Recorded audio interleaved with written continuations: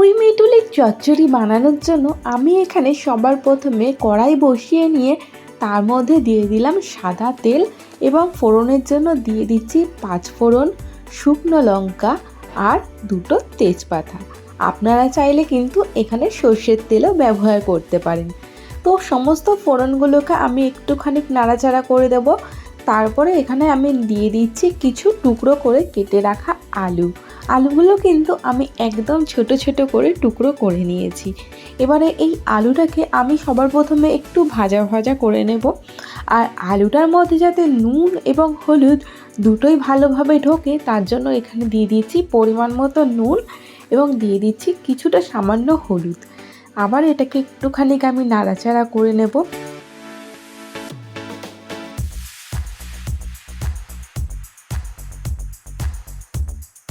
আলুটা একটুখানি ভাজা ভাজা করে নেওয়ার পরে এর মধ্যে আমি দিয়ে দিচ্ছি কিছুটা টুকরো করে রাখা কুমড়ো। তোমরা চাইলে কিন্তু এখানে আলু এবং কুমড়োর পরিমাণ কম বেশি করতেই পারো। তো কুমড়োগুলো দেওয়ার পরেও কিন্তু আমি এটাকে আবার কিছুক্ষণ ভেজে নেব। তো কুমড়োটা আগে দিইনি এই কারণে যাতে কুমড়োটা খুব বেশি গলে না যায়, আর আলুটা যেহেতু সেদ্ধ হতে একটু সময় লাগে ওই কারণে কিন্তু আমি এখানে সবার আগে আলুটাকে ছেড়ে একটু ভেজে নিয়েছিলাম। এবার কুমড়ো এবং আলু দুটোই কিন্তু মোটামুটি ভাজা হয়ে গেছে। এবারে আমি এর মধ্যে দিয়ে নিয়েছি কিছুটা পেঁয়াজ কলি। চচ্চড়িতে যত সবজি দেবেন তত কিন্তু বেশি টেস্ট হয় চচ্চড়ি খেতে। তো ওই কারণে আমি এখানে দিয়ে নিলাম কিছুটা পরিমাণে বেগুনটা আমি এখানে সবার শেষে দিলাম। এই কারণে বেগুনে কিন্তু কিছু খুঁজেই পাওয়া যায় না চচ্চড়ির মধ্যে।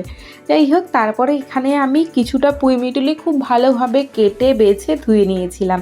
তো সেটাকেই এখন এর মধ্যে দিয়ে এবার সমস্ত সবজিগুলোকে আমি খুব ভালোভাবে কিন্তু একটু নাড়াচাড়া করে নেব।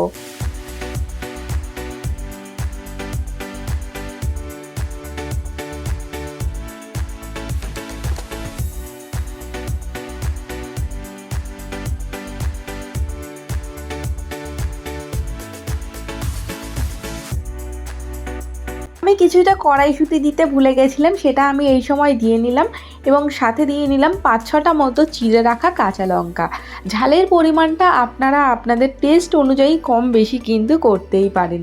তো আবার সমস্ত উপকরণগুলোকে আমি আবার একটু ভাজা ভাজা করে নিয়েছি, যেহেতু কড়াইশুঁটিটা সবার লাস্টে দিলাম যাতে কড়াইশুঁটির কাঁচা গন্ধটা না থাকে, ওই কারণে আবার কিন্তু সমস্ত সবজিগুলোকে আমি একটু নাড়াচাড়া করে নেব। এবারে আমি এখানে একটুখানি আদা খুব ভালোভাবে ঘষে নিয়েছি, আপনারা চাইলে এখানে কিন্তু বেটেও নিতে পারেন। তারপরে দিয়ে নিলাম 1 চামচ হলুদ গুঁড়ো এবং পরিমাণ মতো নুন যেহেতু আমরা আগে আলু ভাজার সময় দিয়েছি ওই কারণে এখন কিন্তু একটু বুঝে শুনেই দিতে লাগবে। তারপরে এর মধ্যে দিয়ে নিলাম কিছুটা পরিমাণে জিরের গুঁড়ো।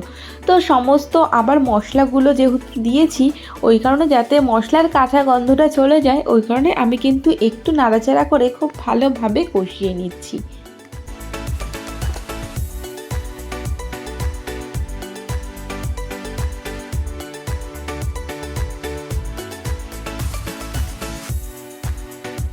মশলার কাঁচা গন্ধটা চলে গেলেই আমি এর মধ্যে দিয়ে নিচ্ছি অল্প একটু পরিমাণে জল। যেহেতু পুঁই মিটুলিটা একটু সেদ্ধ হওয়ার ব্যাপার রয়েছে ওই কারণে কিন্তু আমি এখানে সামান্য একটু জল দিয়েছি। এবার এই সমস্ত উপকরণগুলোকে আবার একটু নাড়াচাড়া করে এটাকে কিন্তু আমরা একটু কিছুক্ষণের জন্য ঢাকা দিয়ে রেখে দেব।